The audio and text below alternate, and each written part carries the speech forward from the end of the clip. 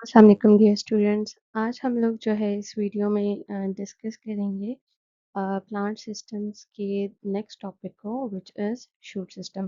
Last video में हम लोगों ने डिस्कस कर लिया था रूट सिस्टम को। अब हम लोग डिस्कस करेंगे शूट सिस्टम को कि what exactly is shoot system. Shoot system में हमारे पास जो चीज़ें आती हैं वो कौन सी होती हैं? स्टेम होता है, लीव्स होते हैं, फ्लावर्स होते हैं एंड फ्रूट्स होते हैं।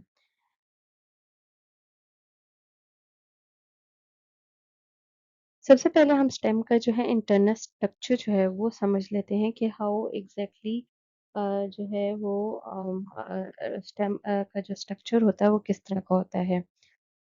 तो सबसे पहले हमें ये पता है कि प्लांट का जो स्टेम होता है वो क्या करता है, वो सपोर्ट करता है प्लांट को ताकि वो एक जगह पे खड़ा रहे, राइट। उसके बाद हमें ये भी पता है कि जो ट्रांसपोर्ट होता है चीज़ों का रूट से फ्लावर्स को, लीव्स को और फ्रूट्स को वो कौन करता है? वो ट्रांसपोर्ट करने के लिए एक ही स्ट्रक्चर है और वो क्या है? स्टेम है। ये जो है रूट से स्टेम का क्या काम है कि वो रूट से aerial parts of the plant को जिसके अंदर क्या-क्या आते हैं? लीव्स आते हैं, फ्लावर्स आते हैं, फ्रूट्स आते हैं। इनमें क्या करे? इनमें फूड और वाटर को ट्रांसपोर्ट करे। इसके अंदर जो स्टेम होता है, इसके अंदर जो वास्कुलर बंडल्स होते हैं, एपिडर्मिस के नीचे अरेंज होते हैं। सबसे पहले अगर आप लोग यहाँ पे देखें, सबसे पहली जो स्ट्रक्चर आती है ये वाली, ये स्टेम की कौन-सी होती है? ये एपिडर्मिस होती है। एपिडर्मिस के पास जो नेक्स्ट लेयर होती है, उसकी वो कॉर्टेक्स की होती है। उसके बाद सेंटर में ये सारा जो स्ट्रक्चर है ये पित्त का है और इसके अंदर हमारे पास जो स्ट्रक्चर आ जाता है ये जाइलम और फ्लोएम का आ जाता है जिनको हम लोग वास्कुलर बंडल्स कहते हैं। तो वास्कुलर बंडल्स कहाँ पे अरेंज्ड होते हैं? ये एपिडर्मिस के नीचे अरेंज्ड होते हैं। वास्कुलर बंडल्स क्या होते हैं? स्ट्रॉन्ग होते हैं, ये प्लांट को सपोर्ट प्रोवाइड करते हैं। और पित्त का क्या काम होता है? पित्त जो है बिल्कुल सेंटर में प्रेजेंट होती है ताकि जो एक्सेस वाटर या फूड होता है उसको क्या कर सके? स्टोर कर सके। इंटरनल स्ट्रक्चर ऑफ स्टेम को अब थोड़ा-सा हम लोग डिटेल में स्टडी कर लेते हैं। सबसे पहली जो लेयर आती है, किस चीज़ की लेयर है हमारे पास? एपिडर्मिस की लेयर है। इसके बाद कॉर्टेक्स है, सेंटर में हमारे पास पित्त है, वास्कुलर बंडल्स हैं जिसके अंदर हमारे पास ये यहाँ पे जो अंदर की तरफ है वाटर के पार्टिकल्स हैं जिसको हम जाइलम कहते हैं और फूड या मिनरल्स के जो पार्टिकल्स होते हैं उनको ब्लू से यहाँ पे डिनोट किया गया है जिनको हम फ्लोएम कहते हैं। मूविंग ऑन, अब हम लोग समझ लेते हैं कि हमारे पास कौन-कौन सी टाइप्स हैं स्टेम की। सबसे पहले हमारे पास 2 टाइप्स की स्टेम है, एक है हर्बेशियस स्टेम और एक है वुडी स्टेम। हर्बेशियस स्टेम किस तरह की होती है? ये ग्रीन होती है और फ्लेक्सिबल होती है। ये स्टेम किस तरह के प्लांट्स में पाई जाती है? डेज़ीज़ में, ग्रास में और सीरियल्स में। ठीक है? यहाँ पे अगर आप लोग देख लें डायग्राम्स में भी ये हर्बेशियस स्टेम जो है ये बनी हुई है। नेक्स्ट हमारे पास कौन-सी स्टेम है? वुडी स्टेम है। वुडी स्टेम क्या होती है? हार्ड होती है और स्ट्रॉन्ग होती है। अगर आप इसको कंपेयर करें हर्बेशियस के साथ, तो यहाँ पे जो वुडी स्टेम है ये हार्ड है और हर्बेशियस स्टेम ग्रीन है। इसकी जो स्टेम होती है वुडी स्टेम की ये स्ट्रॉन्ग होती है और हर्बेशियस की क्या होती है? फ्लेक्सिबल होती है। वुडी स्टेम हमें कहाँ पे मिलती है? ये हमें पाई जाती है वुडी स्टेम ये ट्रीज़ में पाई जाती है। राइट? आई होप कि ये आप लोगों को टाइप्स ऑफ स्टेम क्लियर हो गया होगा। नेक्स्ट हम लोग कुछ इंटरेस्टिंग फैक्ट्स हैं ये समझ लेते हैं कि जो हमारे पास स्टेम्स हैं, डेजर्ट्स में जो कैक्टस प्लांट होता है उसकी जो स्टेम्स होती हैं वो थिक होती हैं। वो थिक क्यों होती हैं? ताकि वो पानी को स्टोर कर सके और बहुत ज़्यादा वो ग्रीन होती हैं ताकि फोटोसिंथेसिस को परफॉर्म किया जा सके। इसके अलावा एक और इंटरेस्टिंग फैक्ट आपके पास ये है कि सरगोदा में सबसे लार्जेस्ट ट्री जो है पाकिस्तान का वो पाया जाता है और उसका नाम है बनियन ट्री। और ये इसलिए इसको लार्जेस्ट ट्री कहा जाता है बिकॉज़ इसकी जो रूट्स हैं ओवर 1000 अ, इसकी रूट्स हैं और ये कवर करते हैं एरिया अप्रॉक्सीमेटली 3 एकर्स को। इसकी यहाँ पे डायग्राम जो ये मैंने लगाई है ये ओरिजिनल डायग्राम है बनियन ट्री की।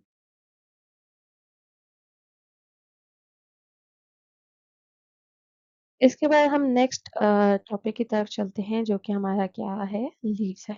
लीव्स का हम लोग जो है एक्सटर्नल स्ट्रक्चर जो है वो समझ लेते हैं सबसे पहले। लीफ का जो स्ट्रक्चर है हमारे पास दो पार्ट्स हैं, एक है लीफ ब्लेड और एक है लीफ स्टॉक।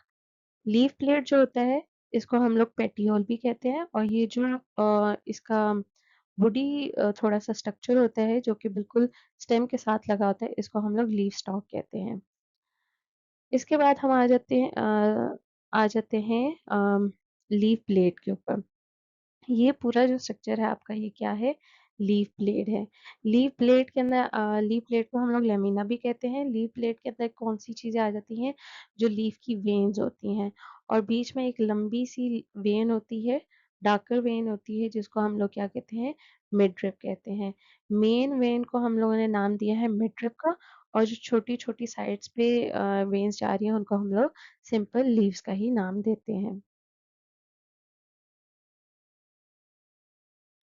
अब आ जाते हैं जी हम लीफ के इंटरनल स्ट्रक्चर के ऊपर। जिस तरह से हमने रूट के और स्टेम के इंटरनल स्ट्रक्चर को पढ़ा है, अब हम लोग लीफ के इंटरनल स्ट्रक्चर को समझ लेते हैं। सबसे पहले वाली लेयर रूट और स्टेम की तरह इसकी कौन सी लेयर है, एपिडर्मिस है। ठीक है, अपर एपिडर्मिस और नीचे वाली लेयर लोअर एपिडर्मिस। इसके बाद नेक्स्ट हमारे पास लेयर है मेसोफिल की। अगर आप लोग ये देखें तो ये हमारे पास मेसोफिल की लेयर है। ये सारा जो आपका पोर्शन आ रहा है ये मेसोफिल का आ रहा है। ठीक है, इसके अंदर मेसोफिल के अंदर हमारे पास क्या है, वास्कुलर बंडल्स हैं जिसके नाम हमारे पास जाइलम और फ्लोएम आ जाता है। और जो नीचे की तरफ की लेयर होती है प्लांट की, सॉरी लीफ की, उसके अंदर क्या होते हैं, स्टोमेटाज होते हैं। ये स्टोमेटा है, जो ओपनिंग है उसको हम स्टोमेटा कहते हैं। And it is guided by two cells which is known as guard cells. अगर आप लोग ये डायग्राम में नीचे की तरफ आपको नजर आ रहा है, opening is called as stomata and that opening is guarded by two cells which is known as guard cells. I hope this structure is clear to you all. हम इसको दोबारा एक दफ़ा रिपीट कर लेते हैं।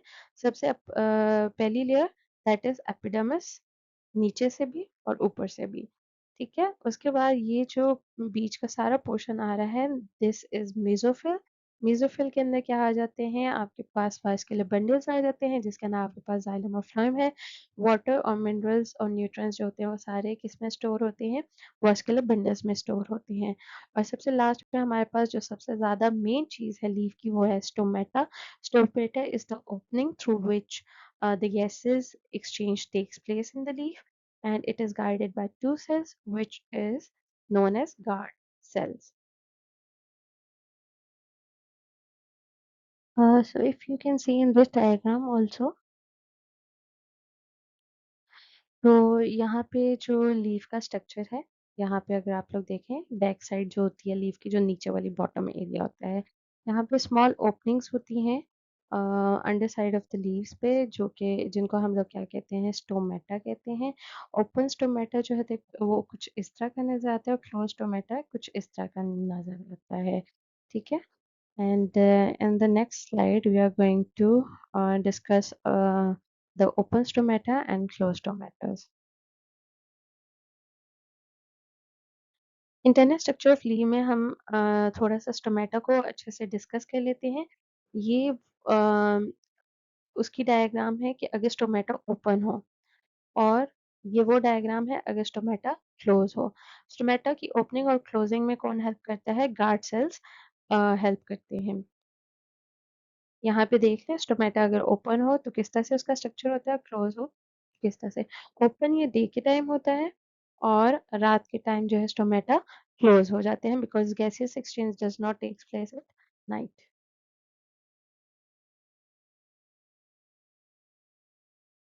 अब हम इसको जो है थोड़ा सा हम कंपैरिजन कर लेते हैं रूट को। रूट के अंदर हमने पढ़ा एपिडर्मिस है और जाइलम और फ्लोएम इसके अंदर इस तरह से एडजस्ट होते हैं। स्टेम के अंदर भी सबसे बाहर किया है एपिडर्मिस है और जाइलम और फ्लोएम देख लें किस तरह से यहाँ पे अरेंज हुए हुए हैं। और इसके बाद लीफ में आप देख लें, लीफ में भी इसी तरह से एपिडर्मिस है, स्टोमेटा एंड जाइलम और phloems are arranged in the cell. I hope कि ये आपको ये टॉपिक जो है लीफ का, स्टेम का और रूट्स का क्लियर हो चुका होगा। This is another diagram in which we can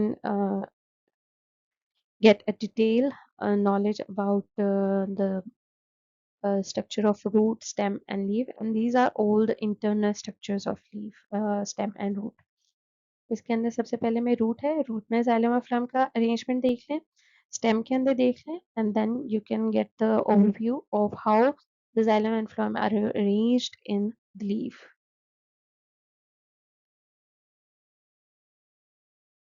Now our next topic is transport.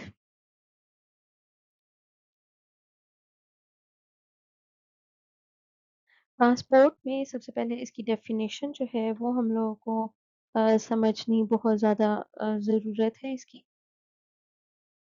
Transport में अगर आप देखें तो इसकी डेफिनेशन है movement of materials from one place to another, कि एक मटेरियल एक जगह से किसी और जगह पे जा रहा है, it is known as transport, right. Transport में सबसे पहले जो है अगर आप लोग देखें तो हमारे पास जो है दो transport system of plant consist of network of tubes which is known as xylem and phloem. Xylem और फ्लोएम जो है यही जो है मटेरियल को ट्रांसपोर्ट करने में हेल्प करते हैं, चाहे वो लीफ में हो, रूट में हो या स्टेम में हो। तो सबसे पहले अगर आप लोग देखें तो हमारे पास यहाँ पे रूट्स, सॉइल के अंदर जो रूट्स हैं यहाँ से जाइलम वेसल्स जो है वो कैरी कर रही है वाटर को और डिजॉल्व मिनरल्स को रूट्स में, और कहाँ पे जा रही है, स्टेम में जा रही है। स्टेम से वो कहाँ पे जा रही है, आपके लीफ में जा रही है। फ्लोएम भी और वाटर मिनरल्स भी, ये सारा कहाँ पे हो गया, लीफ में जाके स्टोर हो रहा है। वहाँ पे फूड जो है वो लीफ बना रहा है, वाटर जो है एक्स्ट्रा वो एवोपोरेट हो रहा है थ्रू ट्रांसपायरेशन, राइट। और इसके बाद जो वो फूड लीफ ने बना लिया है तो ये अब टू वे प्रोसेस हो गया। जो रूट्स है उसका वन वे प्रोसेस होता है, वो सिर्फ ऊपर की तरफ भेजता है, वो नीचे की तरफ लेके नहीं आता है। लेकिन जो फ्लोएम वेसल्स होती हैं वो फूड को ऊपर की तरफ मतलब लीफ की तरफ भी लेके जाती हैं, फ्लावर्स की तरफ भी लेके जाती हैं, फ्रूट की तरफ भी लेके जाती हैं, और दूसरा वो वापस रूट की तरफ भी फ्रूट को वापस लेके आता है। इसका जो होता है ये टू वे प्रोसेस होता है। Phloem vessels carry food up from the leaf and phloem vessels carry food down from the leaf. मतलब वो ऊपर भी फूड जा रहा है और प्लांट के नीचे रूट्स में भी आ रहा है।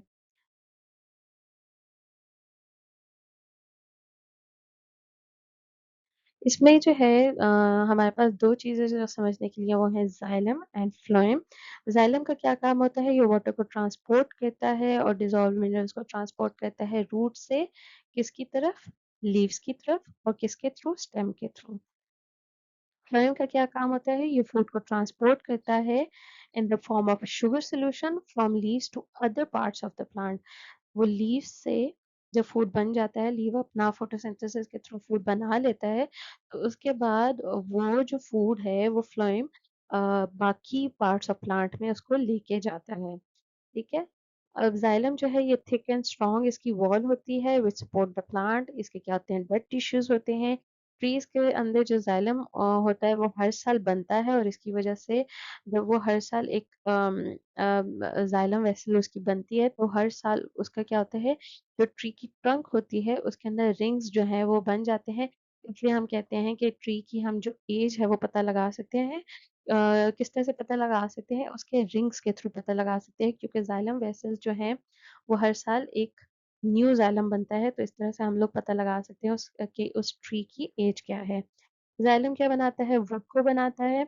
और लास्ट में यहाँ पे हमारे पास फ्लोएम में रह गया कि शुगर सोल्यूशन होता है, it can go up and down the phloem at the same time. मतलब वो शुगर सोल्यूशन जो है ऊपर भी जा सकता है, मीन्स फ्रूट्स और फ्लावर्स की तरफ भी जा सकता है, और डाउन मीन रूट्स की तरफ भी वापस आ सकता है। जाइलम जो है जस्ट ये अपवर्ड फ्लो करता है वाटर को और डिजॉल्व मिनरल्स को, लेकिन फ्लोएम जो है अप एंड डाउन दोनों जगह पे फूड को ट्रांसपोर्ट करता है, ताकि सारे पार्ट्स ऑफ प्लांट में फूड जो है वो ट्रांसपोर्ट हो सके। Our next topic is transpiration. Transpiration की डेफिनेशन क्या है? सबसे पहले ये समझने की चीज़ है। ट्रांसपायरेशन की डेफिनेशन है the loss of water from the stomata in the leaf is called transpiration. अगर पानी जो है उसका लॉस हो रहा है, किसके थ्रू लॉस हो रहा है? स्टोमेटा के थ्रू। और कहाँ से लॉस हो रहा है?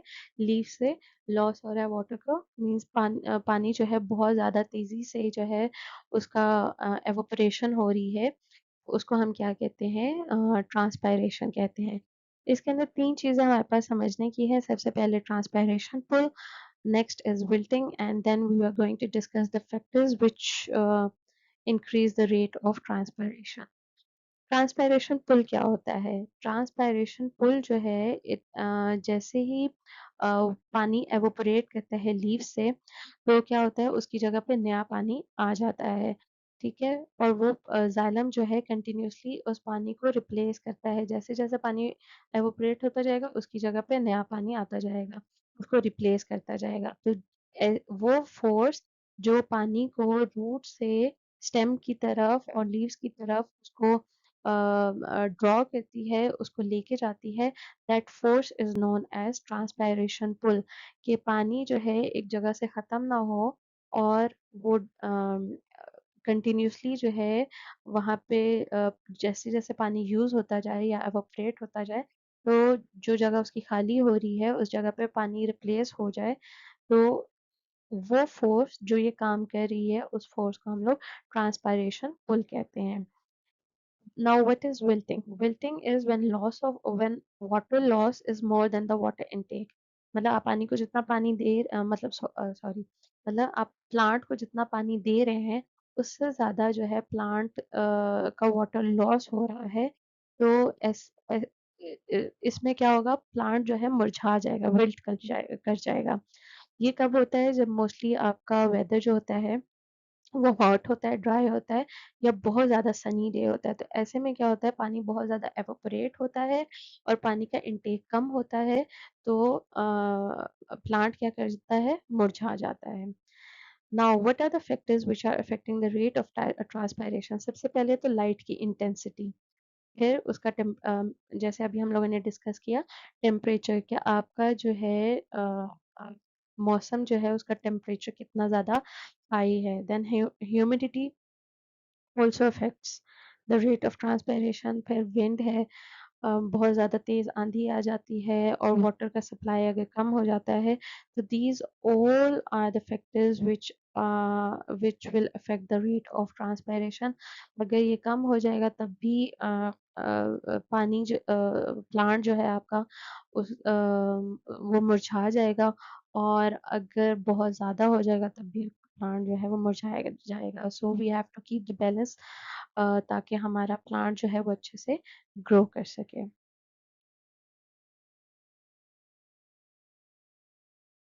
This is a diagram to show how the transpiration process takes place। सबसे पहले क्या होता है? रूट्स जो है वो वाटर को एब्जॉर्ब करते हैं सॉइल से, फिर वो जो पानी होता है जो रूट्स ने एब्जॉर्ब किया होता है वो स्टेम जो है ऊपर लेके जाता है। ये पानी जो है जो अनयूज्ड पानी होता है ड्यूरिंग द फोटोसिंथेसिस, वो क्या होता है? लीफ की सर्फेस से एवापोरेट हो जाता है। जैसे जैसे एवापोरेशन होती जाती है वैसे वैसे रूट्स जो है पानी एब्जॉर्ब करके दोबारा से द प्रोसेस कंटिन्यूअस। जैसे पानी एवोपरेट होगा और पानी रूट्स एब्जॉर्ब करेंगे, फिर स्टेम उस जगह पे वो पानी को लेके जाएगा, जितना पानी यूज होना हुआ वो हो जाएगा और बाकी जो अनयूज्ड पानी होगा वो लीफ की सरफेस से एवोपरेट हो जाएगा। Now we are going to discuss the topic which is photosynthesis। ये आप लोग आई गेस क्लास 3 से पढ़ते आ रहे होंगे कि photosynthesis का process हो रहा है। What is actually photosynthesis? The plants use the energy from sunlight to turn carbon dioxide present in air and water into sugar for food. This process is called photosynthesis। ये एक simple सी आप लोगों के पास photosynthesis की definition है, that how the plant is using the sunlight and the air, the carbon dioxide from air and water, and it's making its own food which we call it as glucose or sugar और ये food जो है वो plant use करता है अपनी energy processes के लिए। ठीक है। The green colour of the leaves called chlorophyll. जो लीव्स का कलर होता है वो किस वजह से होता है? क्लोरोफिल की वजह से होता है। और ये प्लांट को हेल्प करता है ताकि वो अपने फूड को प्रिपेयर कर सके। Now, if you can see in the diagram, energy comes from the sunlight, oxygen is released into the air, carbon dioxide comes from the air, water is absorbed from the root, और ये तीनों चीजें होंगी तो क्या होगा? Oxygen release होगी air में और शुगर जो है वो प्लांट के अंदर फॉर्म होगी। Now, if we are going to discuss the photosynthesis process, we are going to get into the detail of it. सबसे पहले the process which enables plant, वो process जो plant को enable करता है ताकि वो अपना food खुद prepare कर सके, it is known as photosynthesis. photosynthesis के process में क्या चीजें चाहिए होती हैं? Chlorophyll, light, carbon dioxide and water. Chlorophyll कहाँ पे होता है? Leaves में होता है या जो green parts होते हैं plant के वहाँ पे होता है। ठीक है। लाइट कहाँ से मिल रही है? प्लांट को सन से मिल रही है। कार्बन डाइऑक्साइड कहाँ से मिल रही है? एयर से मिल रही है। वाटर कहाँ से मिल रहा है? सॉइल से मिल रहा है। क्लोरोफिल क्या होता है? ग्रीन पिगमेंट होता है जो लाइट एनर्जी को absorb करता है in the presence of chloroplast of the plant cell. Light क्या करती है? Plant use light energy from the sun. Carbon dioxide क्या होता है? ये एयर में प्रेजेंट होती है। Plants use this carbon dioxide from air and it enters through the stomata. जो हम लोगों ने स्टोमेटा पढ़ा था लीफ के स्ट्रक्चर में, यहाँ से जो है कार्बन डाइऑक्साइड प्लांट के अंदर एंटर होती है। सॉइल के अंदर जो वाटर होता है, plants use water from the soil and it comes from xylem to the leaf cells. ठीक है। इसके बाद हम आ जाते हैं जी, ये सारी चीजें जब मिक्स हो जाती हैं तो वो क्या बनाती हैं? ग्लूकोज बनाता है। मीन्स ग्लूकोज प्लांट का फूड बन रहा है और साथ में क्या रिलीज हो रही है? ऑक्सीजन जो है वो रिलीज होके एयर में जा रही है। ग्लूकोज कहाँ पे बनता है? Mainly in the green parts of the plant which is obviously leaf. और glucose is produced the glucose produced is transported to all parts। जैसे ही ग्लूकोज प्रोड्यूस हो जाता है फिर फ्लोएम का काम होता है कि वो फूड जो प्रिपेयर हो चुका है उसको वो बाकी पार्ट्स ऑफ द प्लांट की तरफ लेके जाए, ट्रांसपोर्ट करे उसको।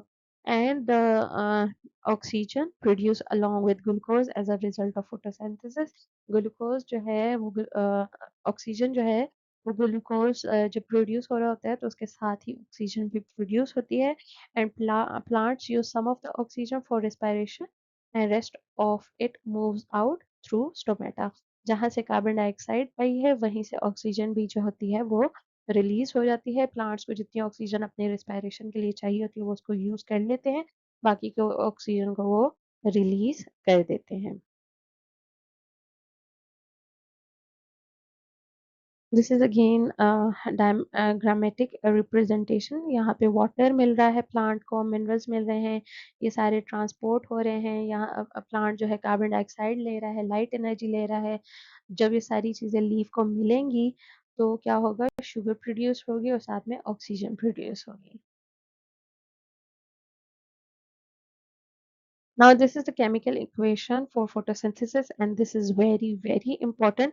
यहाँ पे जो नंबर्स यूज हो रहे हैं मतलब 6 कार्बन डाइऑक्साइड के मॉलिक्यूल्स हैं, 6 वाटर के मॉलिक्यूल्स हैं और ये सारे मिलके इन the presence of sunlight and chlorophyll क्या बना रहे हैं? C6H12O6। ये ग्लूकोज का फॉर्मूला है और साथ में क्या प्रोड्यूस हो रही है? 6 molecules of oxygen are being produced. ठीक है। ये इक्वेशन जो है आप लोगों के लिए बहुत ज़्यादा इम्पोर्टेंट है। यहाँ पे ये जो आप लोग अगर देख रहे हैं तो ये जो 6 मॉलिक्यूल्स है ये आप लोगों ने याद रखने हैं, इसको कम ज़्यादा नहीं करना है। अगर आप इस 6 को कम या ज़्यादा कर देंगे तो आपकी सारी इक्वेशन जो है वो गलत हो जाएगी। प्लस आप लोग जो है यहाँ पे जो लिखेंगे arrow, this arrow is very important. ये जो है एरो इस तरह नहीं होना चाहिए। This will be marked as wrong. ये आपका सारा रिएक्शन खराब कर सकते हैं। ठीक है।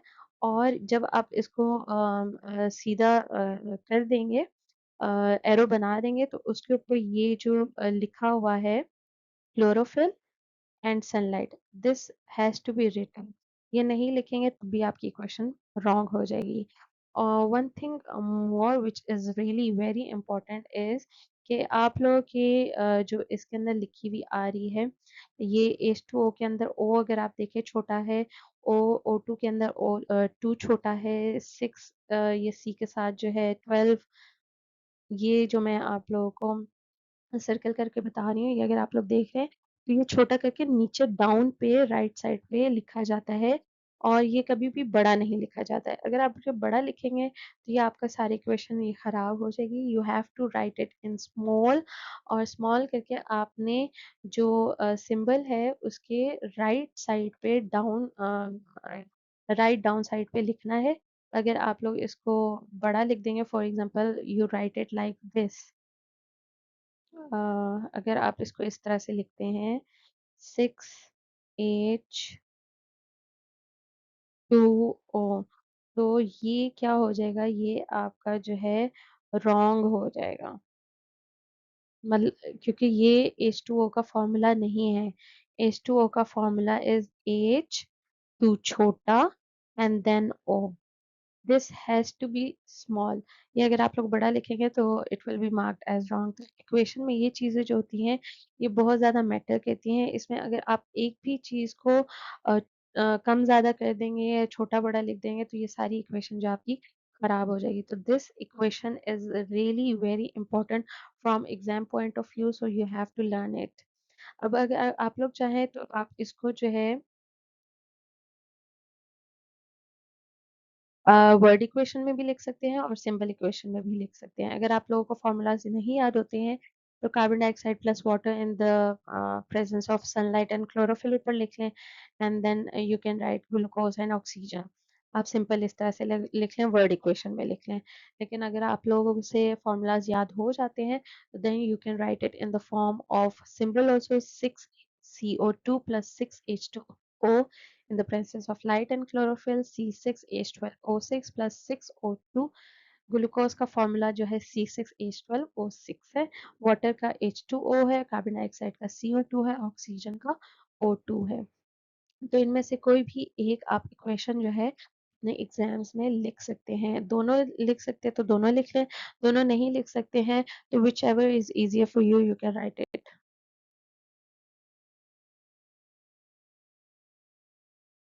Photosynthesis is leave. अब लीव में किस तरह से ये फोटोसिंथेसिस हो रहा है, ये आपकी स्टेम है, स्टेम से ये जो पानी है ये एंटर कर रहा है लीव के अंदर। ठीक है, ये आपको लीव का अंदर का स्ट्रक्चर जो है वो निकाल के दिखाया जा रहा है। सबसे पहले क्या है, क्लोरोप्लास्ट जो है लाइट एनर्जी को क्या कर रहा है, ट्रैप कर रहा है यहाँ पे। उसके बाद जो है पानी जो एंटर हो रहा है वो यहाँ पे गया। ठीक है, इसके बाद जो ये वेन्स हैं लीव की, उसके अंदर पानी ट्रांसपोर्ट हो रहा है, शुगर जो है वो ट्रांसपोर्ट हो रहा है।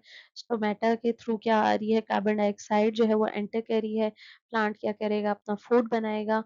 फूड बना के क्या करेगा, शुगर जो है वही प्लांट के अंदर, ये जो व्हाइट वाला आपको एरो नजर आ रहा है, इसके थ्रू ये ट्रांसपोर्ट होके स्टेम के थ्रू बाकी पार्ट्स ऑफ द प्लांट के अंदर शुगर ये चली जाएगी, और जो ऑक्सीजन यहाँ पे बनेगी, वो कार्बन डाइऑक्साइड जहाँ से एंटर हो रही है वहीं से ऑक्सीजन जो है वो बाहर निकल जाएगी। आई होप कि अब आप लोगों को फोटोसिंथेसिस की प्रोसेस है वो ज़्यादा डिटेल में क्लियर हो चुका होगा। यहाँ पे सबसे पहले हमने देखना है कि लीफ का स्ट्रक्चर है, क्लोरोप्लास्ट क्या कर रही है, लाइट एनर्जी को ट्रैप कर रही है। फिर हमने कहा है कि जो वाटर चाहिए होता है, वाटर जो है ये ब्लू कलर के एरो से आप लोगों को नजर आ रहा होगा, यहाँ पे क्या हुआ है, वाटर जो है एंटर हो रहा है। वाटर एंटर होके क्या होता है, यहाँ से जो कार्बन डाइऑक्साइड है ये एंटर हो रही है। उसके बाद फूड सारा बनेगा प्लांट का लीफ के अंदर, और जो शुगर बनेगी वो वाइट वाले एरो के थ्रू आपको जैसे नजर आ रहा है, तो शुगर लीव्स लीफ, और ये बाकी पार्ट्स ऑफ द प्लांट में चली जाएगी, और कार्बन डाइऑक्साइड जहाँ से एंटर हो रही है वहीं से ऑक्सीजन जो है बाहर निकल जाएगी। And this way whole process of photosynthesis takes place in a leaf. Leaf को कहा जाता है as the best photosynthesis sites. क्यों कहा जाता है, बिकॉज इसके काफ़ी ज़्यादा पॉइंट्स हैं। ये पॉइंट्स जो है आप लोगों को याद करने पड़ेंगे, because these are very important. अगर आप लोगों को समझ आ जाए कि क्यों लीफ के हम कहा जाता है कि लीफ के अंदर फोटोसिंथेसिस हो रहा है, तो leaf why leaf are the best placed for the photosynthesis process. Stem के अंदर भी तो हो सकता है, बाकी और पार्ट्स भी तो हैं प्लांट के जो कि ग्रीन है, वहां पे भी तो हो सकता है, लेकिन हम लोग यही क्यों कहते हैं कि लीफ के अंदर फोटोसिंथेसिस प्रोसेस हो रहा है, बिकॉज जो ब्रॉड और फ्लैट शेप होती है लीफ की, ये हेल्प करती है कि सनलाइट बेटर एब्जॉर्ब हो सके और कार्बन डाइऑक्साइड बेटर जो है एब्जॉर्ब हो सके। ठीक है, लीफ का जो ब्रॉड स्ट्रक्चर होता है, बड़ा स्ट्रक्चर होता है, फ्लैट शेप होती है इसकी वजह से। Next is thin to help diffusion of gases. और दूसरा प्लांट क्या होता है, थिक नहीं होता है, थिन होता है। स्टेम आप अगर आप लोगों ने देखी हो प्लांट की, वो थोड़ी सी थिक होती है, मोटी होती है, लेकिन लीफ क्या होता है, वो थोड़ा सा पतला होता है। तो उसमें क्या होती है, गैसेस की डिफ्यूजन जो होती है वो आराम से हो जाती है। जो गैसेस का एक्सचेंज होता है कि कार्बन डाइऑक्साइड एंटर हो रही है और ऑक्सीजन बाहर निकल रही है, तो ये आराम से डिफ्यूजन जो है वो हो जाती है। नेक्स्ट क्या है कि जी लार्ज एयर स्पेसेस होती हैं लीफ के अंदर, ताकि गैसेस की जो मूवमेंट है वो आसानी से हो सके। स्टोमेटा के जो नंबर होता है वो लार्ज होता है, ताकि गैसेस की एक्सचेंज आराम से हो सके। वेन्स का जो नेटवर्क होता है वो बहुत ज़्यादा होता है, ताकि पानी जो है वो आराम से सारे सेल्स के अंदर सप्लाई हो सके। उसके बाद क्या होता है कि जी एपिडर्मिस जो है वो ट्रांसपेरेंट होता है, और उसको उसके ऊपर जो होती है वैक्सी क्यूटिकल होती है। वैक्सी क्यूटिकल जो है वो क्या करती है, वाटर लॉस को कम करती है, और एपिडर्मिस जो है वो अलाउ करता है कि लाइट की जो एंट्री है वो आराम से हो सके। और जो लीफ के अंदर क्लोरोप्लास्ट होते हैं वो बहुत लार्ज नंबर में होते हैं, ताकि फोटोसिंथेसिस का जो प्रोसेस है वो आराम से हो सके। So these are all the points through which we can say that leave are the best photosynthetic sites. और जो फोटोसिंथेसिस का मैक्सिमम प्रोसेस होता है वो लीव्स के अंदर ही होता है। Now, there are some minerals which are important for plant growth. हम लोगों ने पढ़ा हुआ है कि प्लांट के लिए वाटर बहुत ज़्यादा ज़रूरी है, सनलाइट ज़रूरी है, एयर ज़रूरी है, बट उसके साथ साथ प्लांट की ग्रोथ के लिए उसको मिनरल्स की भी ज़रूरत होती है। प्लांट्स को नाइट्रेट्स की ज़रूरत होती है ताकि वो अपना प्रोटीन बना सके, और ये प्रोटीन हेल्प करता है ताकि वे प्लांट के अंदर जो है न्यू सेल्स और टिश्यूज बन सके। फोटोसिंथेसिस के लिए प्लांट को मैग्नीशियम की ज़रूरत भी होती है, ताकि क्लोरोफिल के जो सेल्स बन रहे होते हैं, या क्लोरोफिल सेल के अंदर जो बन रहा होता है वो आसानी से बन सके और तेजी से बन सके। वरना क्लोरोफिल प्लांट के अंदर कैसे बनेगा, प्लांट ग्रीन कैसे नजर आएगा। तो उसके लिए प्लांट को मैग्नीशियम की ज़रूरत होती है। So these are few minerals जो प्लांट्स के लिए बहुत ज़्यादा ज़रूरी होते हैं, ताकि वो आराम से अच्छे से ग्रो कर सके। इसके अलावा प्लांट को फर्टिलाइजर की भी ज़रूरत होती है। Compost is a type of fertiliser जो कि प्लांट्स को रोट करने से, मीन्स गलाने गलाने से, सड़ाने से पैदा होता है, और ये बहुत इजी होता है, चीप होता है बनाने के लिए। जो प्लांट्स कि लीव्स वगैरह गिर जाते हैं, मुरझा जाते हैं, आप उनको ज़मीन के अंदर दबा दें, और वो थोड़ी देर के बाद जो है वो आपकी सॉइल को फर्टिलाइज कर देंगे, और उसमें से जो है सारे न्यूट्रिएंट्स जो होंगे वो सॉइल अब्जॉर्ब कर लेगा, और आपका जो नया प्लांट वहाँ पे ग्रो करेगा उसको वो सारे न्यूट्रिएंट्स और मिनरल्स मिलेंगे। So these are few minerals which are important for the growth of plant. Our next topic is respiration. Respiration क्या है? Respiration जो होता है, लिविंग थिंग्स रिस्पायर करते हैं ताकि उनको एनर्जी मिल सके, और वो अपना अपने फूड से वो जो है एनर्जी जो है वो लेते हैं, ताकि उससे उनको एनर्जी मिल सके। So this process is known as respiration, और या हम इसको सेलुलर रिस्पायरेशन भी कह सकते हैं। Living things get energy from their food. जो लिविंग थिंग्स हैं सारे वो अपने फूड से एनर्जी लेते हैं, और इस प्रोसेस को हम क्या कहते हैं, सेलुलर रिस्पायरेशन कहते हैं, या सिर्फ हम इसको रिस्पायरेशन भी कह सकते हैं। अब जैसे हमने फोटोसिंथेसिस में पढ़ा कि क्लोरोफिल, सनलाइट, एयर और कार्बन डाइऑक्साइड प्लांट के पास होना चाहिए, जिसकी मदद से वो क्या बनाएगा, ग्लूकोज और ऑक्सीजन बनाएगा। रिस्पायरेशन में क्या होगा, उसका उल्टा हो जाएगा कि जो प्लांट ने अपना फूड बना लिया है, ग्लूकोज बना ली है, वो ऑक्सीजन के साथ मिक्स होगी, और फिर वो क्या बनाएगा, कार्बन डाइऑक्साइड बनाएगा, वाटर बनाएगा, और उसमें क्या होगी, एनर्जी रिलीज होगी, और ये एनर्जी जो है ये प्लांट या लिविंग थिंग्स जो है वो यूज करेंगे फॉर देयर एनर्जी नीड्स, जो भी उनकी एनर्जी की नीड्स होती हैं उसके लिए।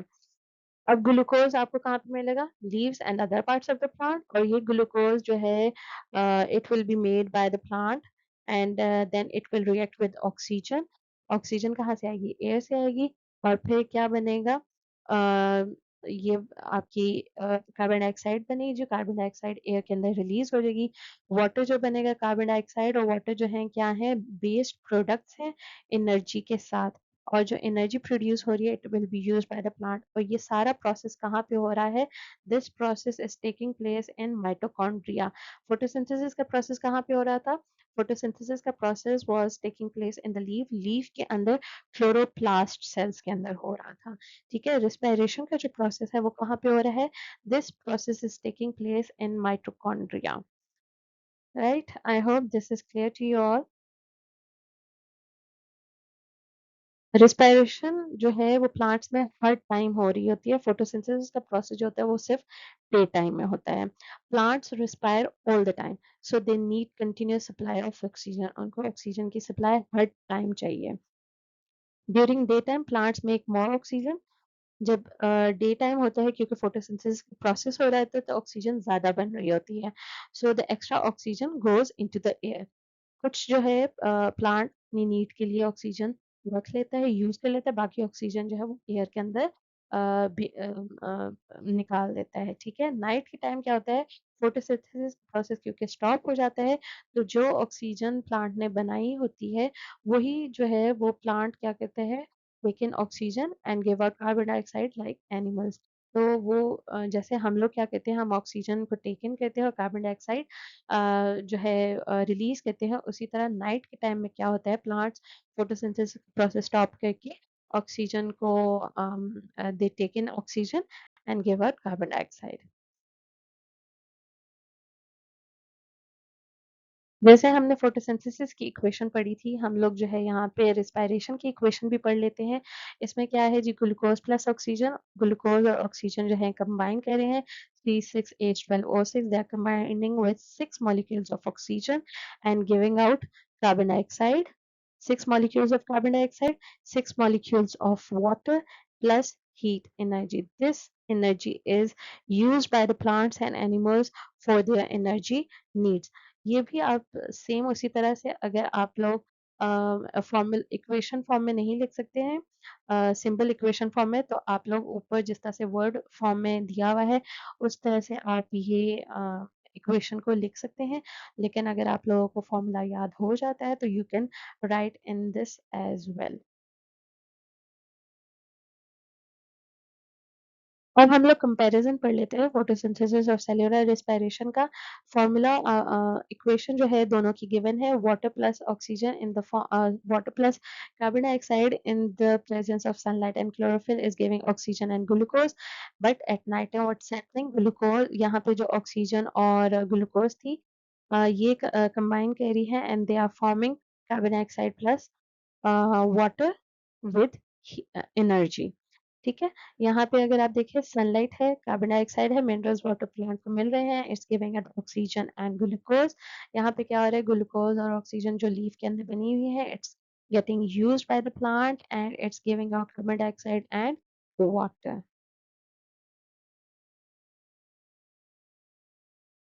अ, थोड़ा सा हम लोग डिटेल में इसके डिफरेंसेस को पढ़ लेते हैं। Respiration it occurs in all living things and photosynthesis it takes place in only in the green parts of the plant, right?